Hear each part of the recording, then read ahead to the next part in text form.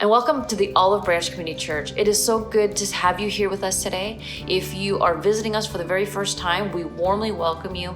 And it is our hope and our prayer that you would find an encouraging word during these difficult times and points you to the amazing hope and strength that we have in Jesus. Today is Palm Sunday, and historically, this is when in the church calendar we mark when Jesus enters Jerusalem and begins his journey to the cross. It begins as a really high point where crowds of people are rejoicing and celebrating and welcoming Jesus as their king. But by the end of this same week, Jesus is abandoned and left alone to give his life for us all. May this year's Easter mark for us as a time where the Easter truths of Jesus's love and sacrifice is driven deeper and become more true in our hearts than ever before. Let's take some time and worship our King.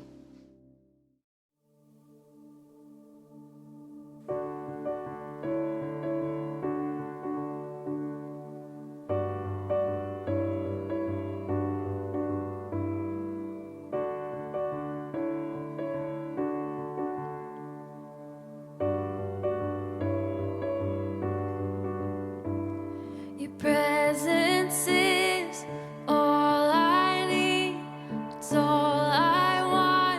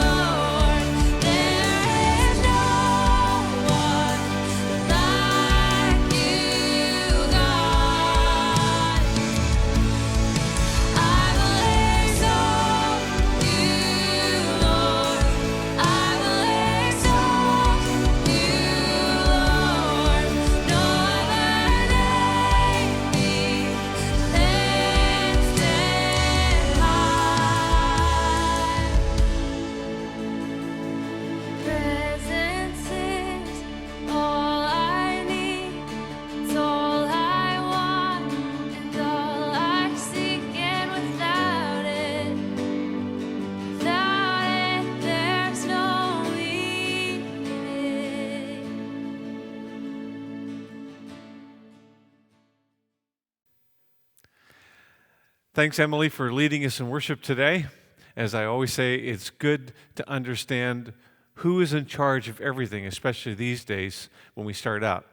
We're starting a new series of talks today called The Defense Rests. Now, you'll probably understand that a little bit better as we move along, but today is Palm Sunday, so we're going to be talking about, how this fits into Palm Sunday, and certainly Good Friday, and then Easter, and then there's going to be one message after Easter that kind of brings it down into our world and how this lives itself out. I really started coming into a realization of what defensiveness was in a previous life when I was an associate pastor, and the senior pastor that was working with me had called me defensive. Now, I didn't see what I was doing as, being defensive. I was just explaining why I did what I did and why I was right to do what I did. Another word that sometimes came in to that conversation was unteachable. That was something I really wasn't interested in being, and so on. What I realized was that this was not a flattering thing.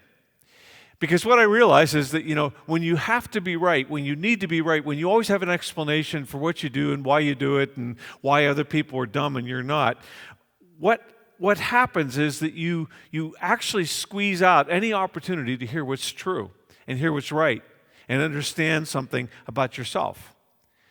I looked at this and I thought, what's behind this? And what you realize is that fear is what's behind defensiveness. Now, let me give a couple illustrations that maybe will explain this. One time I was visiting some friends, and their dog was out by the garage and so on. I always liked dogs, and I thought, I'm going to go over and pet the dog. So I went over to pet the dog, and the dog seemed nice when I got up to it, except when I stuck out my hand to pet it, it reached up and bit my hand, okay? Now, that wasn't a nice surprise. That was an evil surprise, and it was being defensive because it was afraid of me. One more illustration. This one's a little bit more graphic, so I don't want to creep anybody out. So this one time, I'm at a friend's place, and we're going fishing, and I'm looking for some salamanders to fish with. So I picked up this big flat rock, and underneath this rock were two huge water snakes. Now, water snakes are not poisonous, okay? But, this one took off, and the other one, this big snake, reared up and started striking at me, scared me to death. And then I realized that's really probably the best illustration for defensiveness. And, it can be a rattlesnake or whatever, but it's kind of coiled up, ready to strike. And the message is, if you come after me, if you come close to me, I'm going to sink my fangs into you, and you'll be sorry that you ever mess with me. When we're in defensive mode, we're in reaction mode. We're not responding, we're reacting. And the contrast on the one side is defensive, coiled, ready to strike. And on the other side, it's the defense rests. The defense rests. On that spring day in 30 AD, when Jesus rode into Jerusalem, there was one group that could be described as defensive. And these were the religious professionals, and they were ready to kill Jesus. They were in fear mode. They were in defensive mode. And we'll talk about that a little bit later. Matthew was there that day. He was an apostle of Jesus, and basically been a tax collector, and he said this about Jesus. As he made his entrance into Jerusalem, the whole city was shaken. Unnerved, people were asking, what's going on here? Who is this? And that's really the theme of this whole week of Jesus' life. Who is this? Who is this? Then there was something very unusual. But as he came closer to Jerusalem, and it's talking about Jesus here, and saw the city ahead, he began to weep. How I wish today that all of you people would understand the way to peace. But now it's too late, and peace is hidden from your eyes. And before long, your enemies will build ramparts against your walls and encircle you and close you in on every side. And they will crush you into the ground, you and your children with you. And your enemies will not leave a single stone in place because you did not recognize when God visited you. Jesus' words would be fulfilled in 40 years.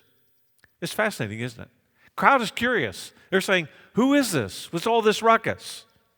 Jesus' disciples are ecstatic. They're shouting, Hosanna, come in the name of God. Jesus is brokenhearted. And the religious establishment is angry and defensive. And Jesus' nonverbal and verbal statement was, the defense rests. The defense rests. You have to make up your mind who I am, because the evidence speaks for itself. And after 2,000 years, the defense still rests. The evidence still speaks. And you have to decide who Jesus really was and who he is. Now, John, who was a follower of and cousin of Jesus, was someone who was with Jesus from the very beginning of his ministry. Apparently, John's mom, Salome, and Jesus' mom, Mary, were sisters, and so as cousins, I'm sure they knew each other, maybe even lived in the same village there. It's probable that he had known Jesus all of his life. And of course, Jesus was the president of the Ben Joseph Carpentry and Stonemason Company, and so he knew Jesus as kind of this construction worker, this business owner, and so on. And Jesus, I'm sure for him, seemed like a really nice guy, seemed kind and gentle and so on, ran a good business, was, upstanding in all of his business practices. So for him, Jesus was just a great guy. Called him cuz, I'm guessing, as he would in our culture. But then he became Jesus' disciple, and having spent 3 years with Jesus and watching him and teach and learning from him, and then watching him die and rise from the dead, listen to what John, Jesus' cousin, writes about him. In the beginning, the Word, which is actually referring to Jesus here, already existed. The Word was with God, and the Word was God. He existed in the beginning with God. God created everything through him, and nothing was created except through him. The Word gave life to everything that was created, and the Word brought light to everyone. And so the Word became human and made his home among us. And he was full of unfailing love and faithfulness. And we've seen his glory. Like we've been eyewitnesses. We've seen his glory, the glory of the Father's one and only Son. So how did he come to this conclusion? From Jesus, his cousin, his relative, business owner, to Jesus as the one through whom all things were created. Well, he tells us. And to fully grasp what John is saying here, you need to place yourself back in that time period when he existed and what he means by the word logos. Logos was basically, it wasn't like a Christian bookstore down the street. It was what the Greeks called the founding and guiding principle of everything. So John is making sure here that what he's saying is understandable to people who are Greeks, people who are Gentiles, people who wouldn't understand some of the Jewish language around the Messiah. This was the profound principle that everything was founded by, the logos. Okay. Now, John is basically saying, Jesus of Nazareth, the guy who was the guy who was a carpenter, the stonemason, the tecton, the one I ate with, the one I watched perform astounding miracles, the one who was beaten half to death, crucified, buried, and rose again from the dead. He was the Logos in human form. He was the founding principle of the universe. He was with God in the beginning. He is God. That's what John is saying. And the logical question any person would ask of John is, why should I believe you? Why should I believe anything you say? And he would go on to say, because I was an eyewitness. I saw him. And he talks about some of the signs that led him to believe what he actually believed. Now, John doesn't just connect Jesus to the Logos. He also connects Jesus to Yahweh and to the Messiah. And you're going to see that a little bit later on in this message. And all the prophecies in the Jewish scriptures that referred to him. So it all starts at a family wedding. And I'm guessing this probably includes all the other cousins, Jesus' sisters and brothers. His mom was there. And it was in Cana, which was not too far away from Nazareth, where Jesus was raised. And it says that this first miracle he performed was a sign. It was a sign as to who Jesus was. Now, to the embarrassment of the people who were basically having the wedding, probably the family of the bride and the groom, they ran out of wine. Now, Jesus' mother, Mary, says to him, well, do something. And this is how Jesus responds. Dear woman, it's not our problem. Jesus replied, my time has not yet come. Now, Jesus knew that when he performed his first miracle, the clock would start ticking for him as the Messiah, and it would not finish until he was hanging on a cross. Mary, good Jewish mom, persists and tells the servants to do whatever Jesus asks, implying he's going to do something, because I asked him to. I'm his mom. So Jesus tells them to fill the ceremonial water jars, and there's 6 of them, and they held 20 to 30 gallons apiece with water. Now, he says, so have the MC taste it. And somewhere between the well and the jars and the MC, the water turned to wine, like really good wine. And you think about that, So Jesus, what's going to be your first sign? I don't know. I think I'll make some wine. Okay, very interesting move on his part, especially using the ceremonial water jars. Now, water actually turns into wine every day in our world. What Jesus did was he simply bypassed, the whole process, bypassed the soil and the grapevines and the clusters and the presses and the vats and the bottling and the fermentation. And what John is saying about Jesus here is, this isn't just some magic trick that he did at a wedding to help out some guests. Jesus is master of quality. Now, we have some amazing new things in our world, and they all take a process. For example, did you know that they now have a process for making wood transparent? Like you could have a wooden windshield in your car and wooden windows in your home. It's fascinating. But you can't bypass the process. There's a whole process that makes that happen. There's a process for making wine. There's a process for making bread, for pizza, and all these different things. Jesus is master of quality without tricks or illusions, can bypass that process. And you have to ask the question, who can do that? Only God can do that, right? And it says here, this miraculous sign at Cana in Galilee was the first time Jesus revealed his glory, and his disciples believed in him. It was that powerful. In John 4 comes sign 2, and Jesus has just met with the woman at the well. You remember that story. And Jesus met an official immediately after that who came and said, I need you to heal my son. He's dying of a fever. So Jesus simply said, go home. Your son is healed. While the man was on his way, the passage says, some of his servants met him with the news that his son was alive and well. And he asked them when the boy had begun to get better, and they replied, yesterday afternoon at 1 o'clock, his fever suddenly disappeared.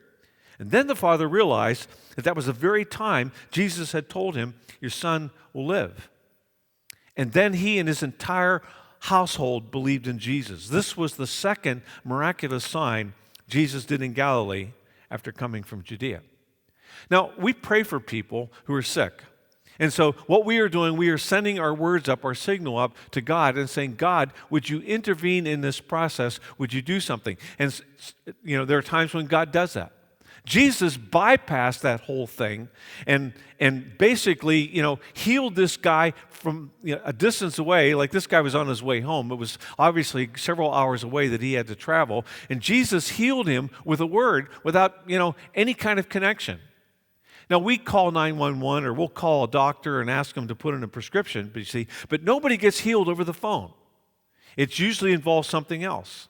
And unlike what you see in our world, Jesus' healing power never failed. This boy had a fever. Jesus healed leprosy. There were people who were missing pieces of their body and pieces of their face, and he would heal them completely. Jesus healed blindness. Jesus healed paralysis. He healed people who were bent double with arthritis. His power was never limited by space or distance. He could speak that kind of thing into existence. Who can do that? Only God can do that, right? Only God can do that. The second major sign, third major sign that John brings up here is when Jesus is out and he's teaching people. Some of you remember this, and everybody's hungry. They've been there for a long time, and Jesus says, "Do you have anything to eat?" So they bring up this little boy and his lunch. So he's got 5 little pieces of flat barley bread, and he's got 2 sardines. Jesus multiplies that entire lunch and makes what would be the equivalent of well over a ton of food. He feeds 5,000 men and then, a number of women. So all of this food. Now, who can do that? Jesus shows here that he is the master of quantity. Now, we understand, you plant seeds, and with the seeds over time, over a couple of years, you can get, couple tons of wheat flour. We understand how that works. We know that, 2 sardines, if they're male and female, can actually, make, thousands of sardines over time. Jesus bypassed that whole process. He's the master of quantity. And people believed in him. How else do you feed a whole stadium full of people with just one bag lunch? Next sign was even more astounding. After feeding 5,000 people, Jesus sent his disciples by boat ahead to Capernaum. So this is on the other side of the lake, and he went up to the mountain to pray. Okay? Then this. Soon a gale swept down upon them, and the sea grew very rough. And they had rowed 3 or 4 miles, and so they're not making any progress, when they suddenly saw Jesus walking on the water toward the boat. They were terrified. But he called to them, "Don't be afraid, I'm here." And then they were eager to let him in the boat, and immediately they arrived at their destination. The account in Matthew's gospel basically says that he also calmed the storm, like he basically tells the storm to just settle down. And what Jesus reveals here is he is the master over the laws of nature, over gravity, the laws of gravity specifically to walk on water, and also the storms, the forces of nature. These were the signs that convinced people. Another time, there was a nasty storm, and this time Jesus was asleep in the back of the boat, And so the disciples were afraid for their lives, and they're thinking to themselves, we better save Jesus' life. I mean, after all, he's Jesus, the Messiah. We don't want him to die. So they wake him up. When Jesus woke up, he rebuked the wind and the raging waves. Understand this. Jesus stands up in the boat and he says, "Calm down, stop it," like it's little kids playing out there. And suddenly the storm stopped and all was calm. And then he asked them, "Where's your faith?" The disciples were terrified and amazed, and they asked the question, and this is the question that every person has to ask, "Who is this man? Who is this man?" They asked each other. When he gives a command, even the wind and waves obey him. And that's really been the question for the last 2,000 years. People have tried to say, well, these people just made up these stories and so on. But, when you begin to look in the history of what they wrote and the narratives and what has been written ever since, you find out you just can't explain this stuff away. Next sign John writes about is when Jesus, healed a man, who had been crippled and disabled for 38 years. So this sign shows that he is the master over misfortune in people's lives. And a lot of, and this wasn't unusual. Jesus healed, hundreds of people who were crippled and disabled. And this guy was a helpless victim who basically had to make a living at being a helpless victim. Like this was his job description. This was his life for 38 years. So he had laid beside this pool called the Pool of Siloam for 38 years. Now, some of the critics basically have said over the years, well, they can't be telling the truth because this pool doesn't exist. Well, they found it, They found the pool. I've seen it. They found it back in 2005, and in June of 2005. So it exists, Now, this guy's, as I mentioned, his condition had become his job. Jesus asks a very strange question. He says to him, "Do you want to get well?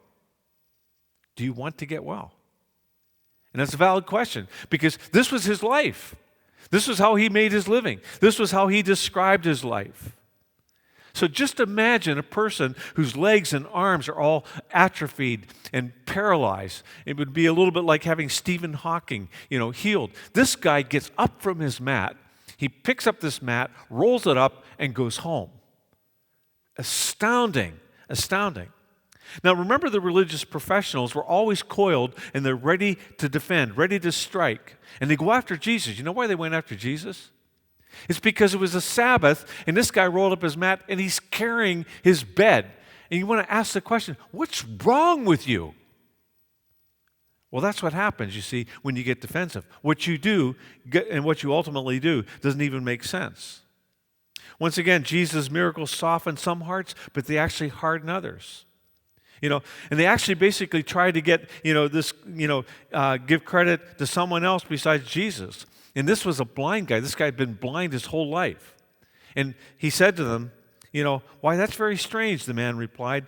"He healed my eyes, and yet you don't even know where he comes from. We know that God doesn't listen to sinners, but he is ready to hear those who worship him and do his will. Ever since the time world began, no one has ever been able to open the eyes of someone born blind. If this man were not from God, he couldn't have done it.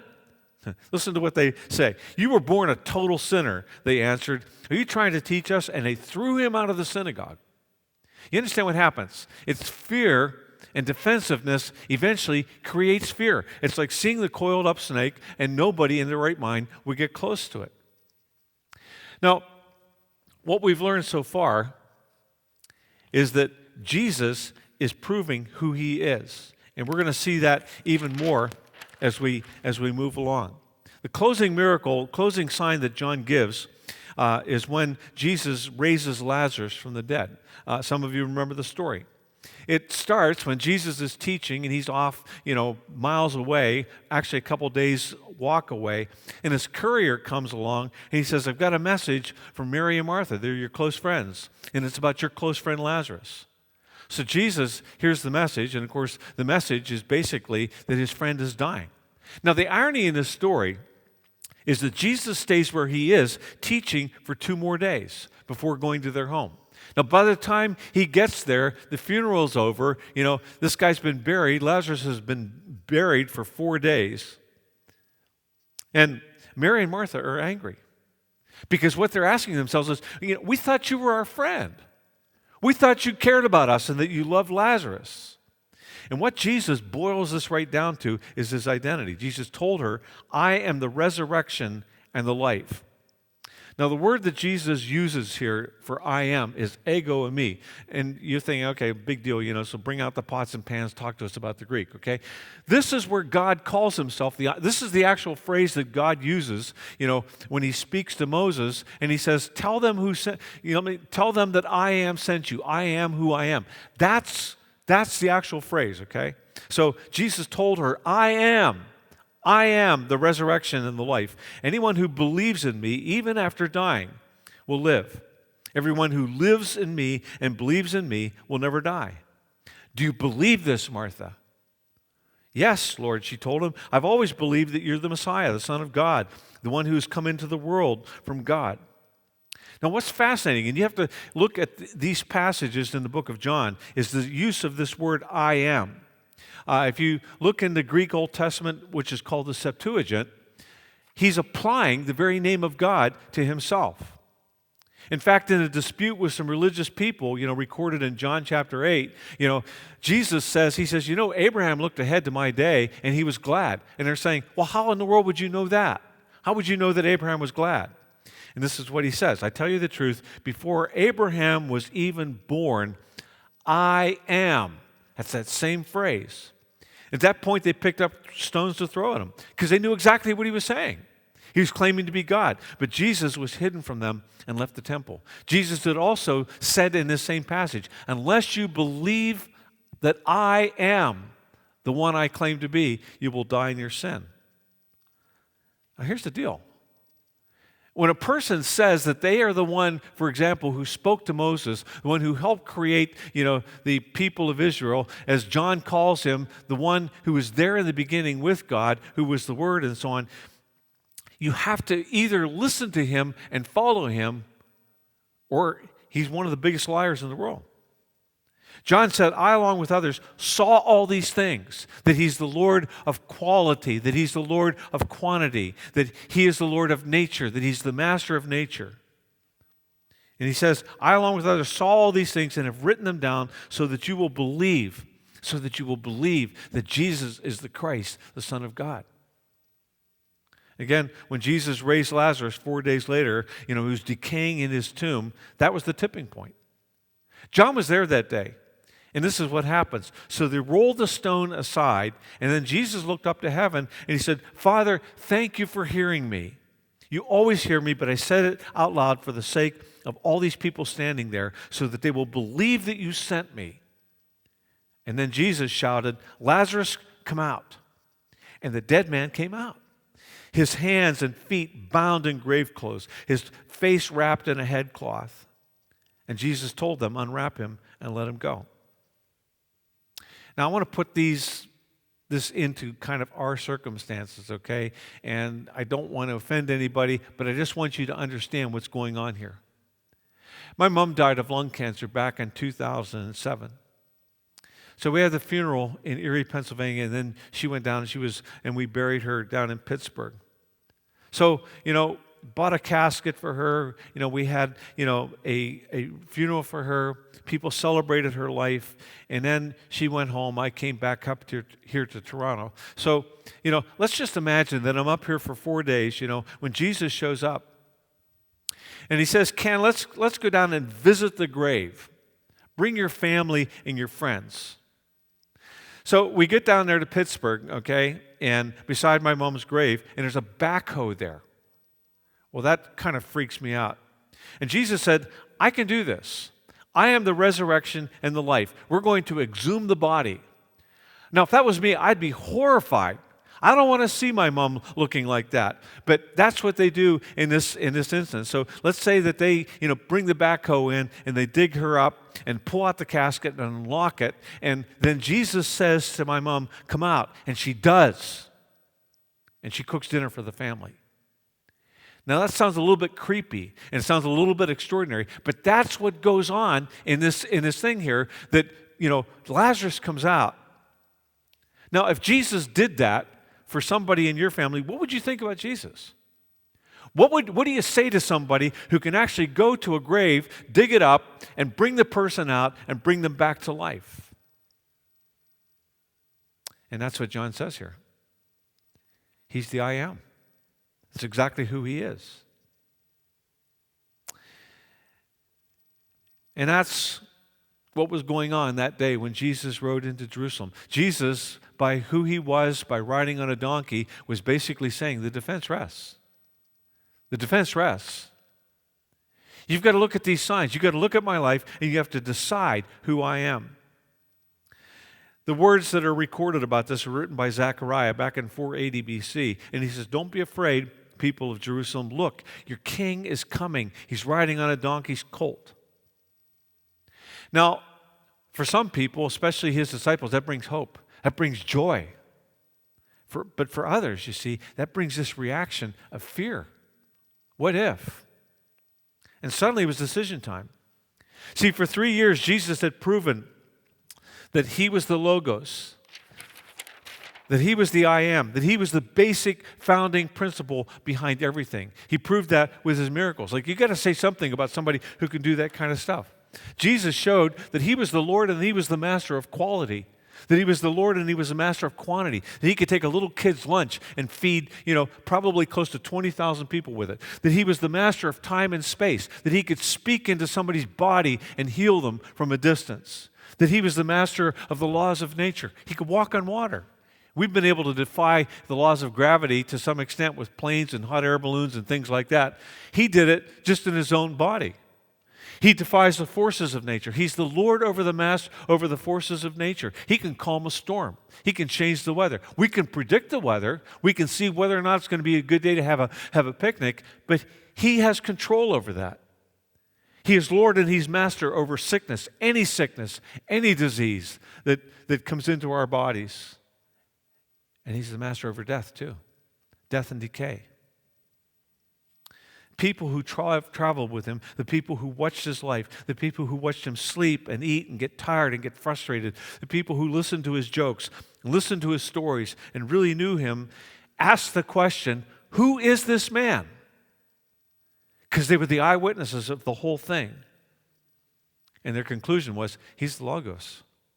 He's the one that other people they don't know what it is, but they know that something formed everything, that something is behind what we see.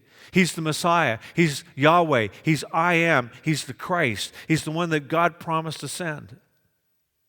And they were the ones that rocked Jerusalem with their shouts, Hosanna to the King, the Son of David. But they weren't the only ones there. There was a reactionary group, you see, of people who had judged Jesus, and they heckled him, and they insulted him, and they cursed him, and they interrogated him, and they called him horrible names, and they rejected him as a fraud, and they said that his power came from Satan. See, Jesus had called them out on their arrogance.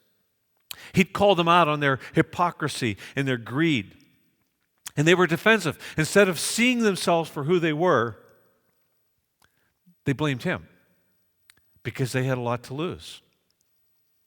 Even though he could turn water to wine, even though he could walk on water, even though he could multiply a lunch and heal anybody who came along to him, their defensiveness blinded them to what was really going on.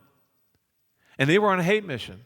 I mean, this had started right when Jesus basically started his ministry, and they were determined that they were going to kill him. They were going to take him down. You ever tried to reason with a junkyard dog? You know, junkyard dogs by nature are vicious, and you get close to them, and they're reactionary. They're defensive. They're defending junk, right? That's why they're junkyard dogs, and they will bite you.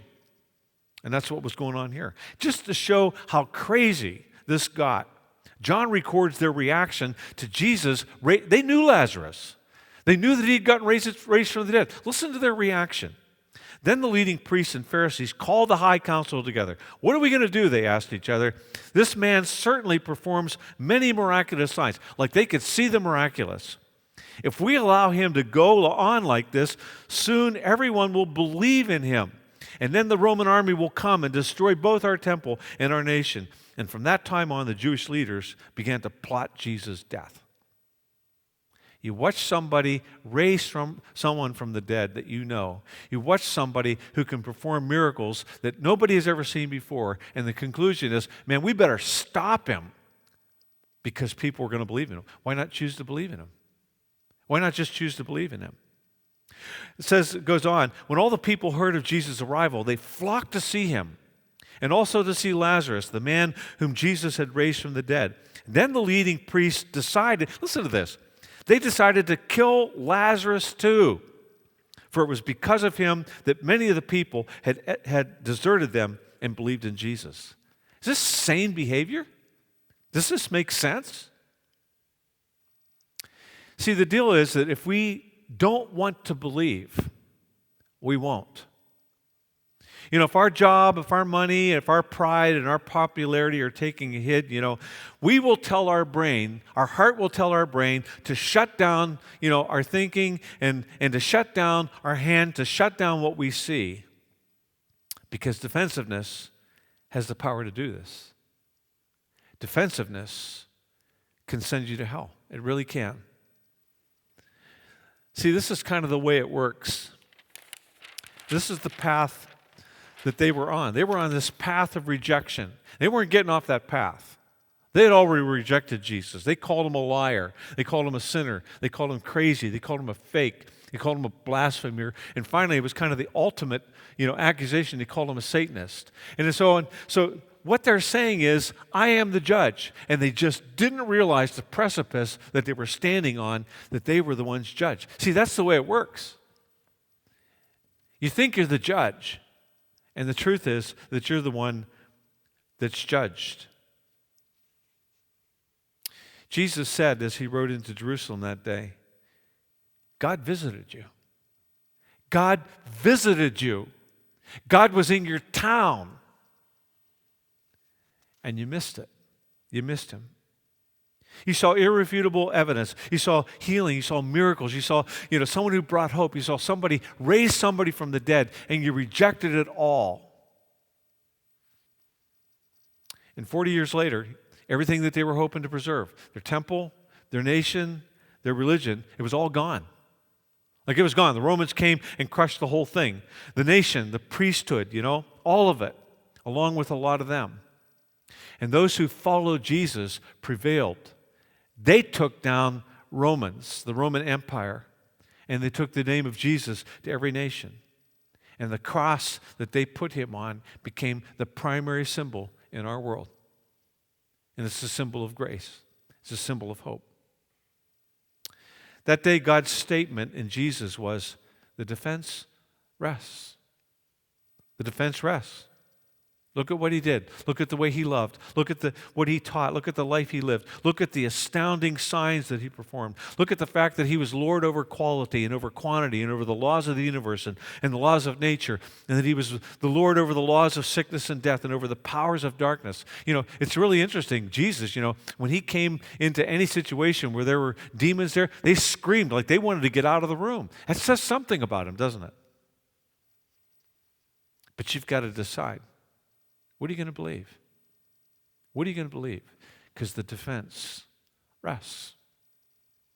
A couple of weeks ago, best day that we'd had in months, sun was shining, and it was just a beautiful, beautiful day. Our power went out around noon, okay? And it stayed out for the next 10 hours. And so I reported it, to the people out there you're supposed to report these things to and so on. But what I found out was that we weren't the only ones out of power. There were 7,800, businesses and homes that were hooked up. And here was the story. Somebody had apparently hit a telephone pole that morning, broke the thing off, and that single telephone pole held the power to 7,800, businesses and homes. And this included Walmart. So you think about it, all these businesses lost, most of their business for that day because somebody hit a telephone pole. Now, here's my point, and I do have a point, okay? Over the years, people have had, issues with, the Jesus. They've had issues with the Gospels. They've had issue with the, eyewitness accounts, tried to discredit them, tried to discredit whether or not Jesus actually died or whether he actually rose again from the dead. Now, here's what you need to understand, okay? Here's what you need to understand 2,000 years later. It's not like there's a single telephone pole that's holding up the power to all of this. And if you can take out that one pole, you're going to take down everything. That's just not the way it is. What I would say is actually maybe the contrast to that. And that is that what you believe and what you're seeing and what you would like to believe, like there's one pole holding that up and it's fragile. And the question is, where are you going to go for power when the pole goes down? I know many of you don't know what this is. This is called a boom box. And you used to play CDs and cassettes and sometimes radio with this thing. But it needs power. And I'm telling you, you need power in your life. Where are you going to get it? Because you're not going to take down Jesus. And any power that you have in your life is on this single thread that you think, is going to defend your cause and take out everything else. One day Jesus is going to return. History is going to be over when he says it is, and we're going to be talking about that in a few weeks. And Jesus is going to make all right, all things right. And until that time, churches will remain open. We may have to do broadcasts and so on. But the defense rests because you see, the evidence is overwhelming. What could happen is that you could miss the visit that God made to this planet. And you could miss the visit that God is making to your heart and to your life. What are you going to do with Jesus? Who is this man? What do you believe about Jesus? And what will you believe about Jesus? Because you see, what happened is history broke into two big pieces. BC, before Christ, AD, Adventus Dominus, after Christ, after God visited. And your life can be the same way. There can be the part of your life that's before his power actually got into your heart. And there can be the part of your life and how it changes after he came and after he gave you life. I'd say choose life. Let's pray. God, lots of people over the years have tried to discredit Jesus. They've tried to discredit the good news. They've tried to discredit the lives of the people who followed him and lived for him. They've tried to discredit the message that he gave, that life had entered this world and that he was giving life to everybody. They've tried to discredit the Logos who was there in the beginning with God. And they've gone after this, some with just trying to figure it out, other people with defensive motives, like just angry, wanting to somehow put down what they don't want to believe. Give us hearts that will recognize the visit of God to this planet and to our hearts. In Jesus' name, amen. Dan's going to come and lead in worship, and then I'm going to come back with a blessing for you.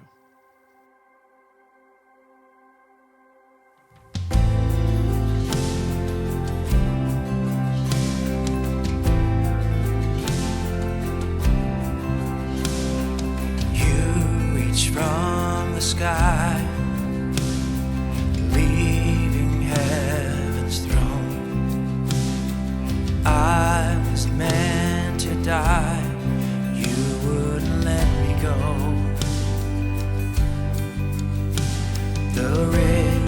riches of your grace I could not afford. My guilt has been erased. Now I'm forever yours. Know what a price you paid, trading the highest place. Laid down your crown for me. How great a care. From death, life has begun. A garden from the grave, bursting through the night. Yours is the victory. From death, life has begun.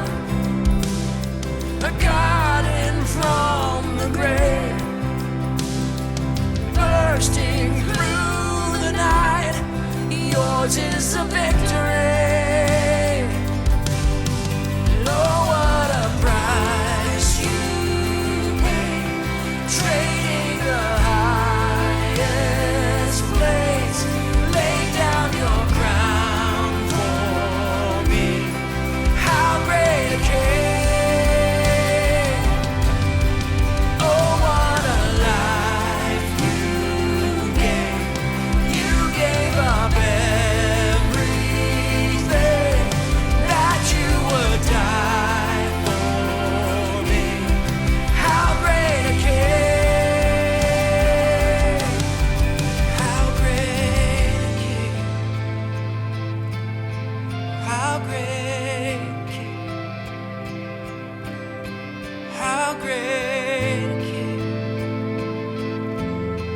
How great a king. For all you are, for all you've done, we lift you up, lift you up. For all you are, and all you've done, we lift you up. For all you are, and all you've done, we lift you up, lift you up. For all you are, and all you've done, we lift you up.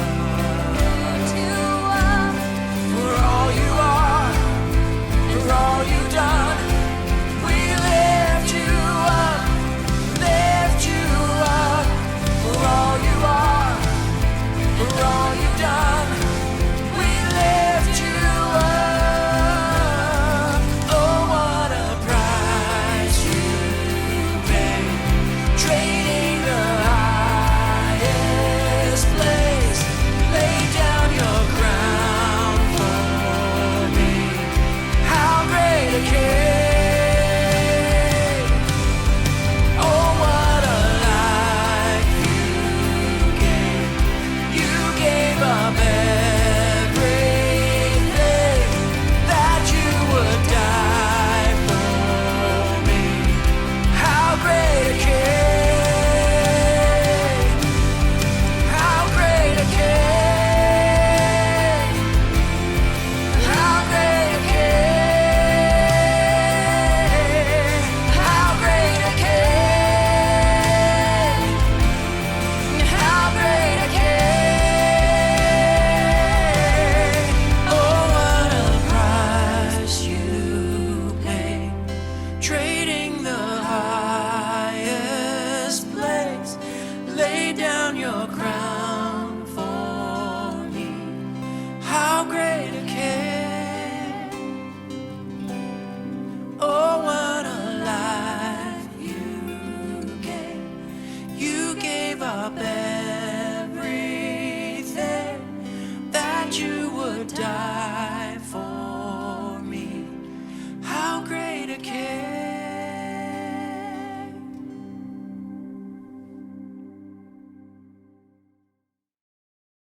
So here's my blessing for you. It's the power of belief. Just look at the evidence. Just look at the evidence because the defense rests.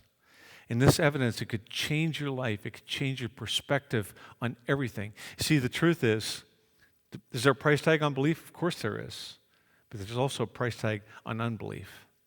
Believe. Believe. Jesus came to make your life whole. God bless you as you go. This is Ken, and I just wanted to give you a heads up in terms of what we're going to be doing this year on Good Friday. We're going to be serving communion, and obviously, the word communion involves the word people coming together to serve it with, and that's exactly what Jesus did the night before he died, had communion with his disciples. But we can't do that because of COVID, so what we're going to do is ask you to be ready to serve it in your homes. Now, you just need to be assured that it doesn't take a special person to break the bread or hand out the communion if you have others with you, or to take communion yourself. But it just is important for us to share in this experience, especially as we remember what Jesus did for us on the cross that Good Friday 2,000 years ago. So we'll see you then, and I just wanted to give you a chance to be prepared for us to share this together.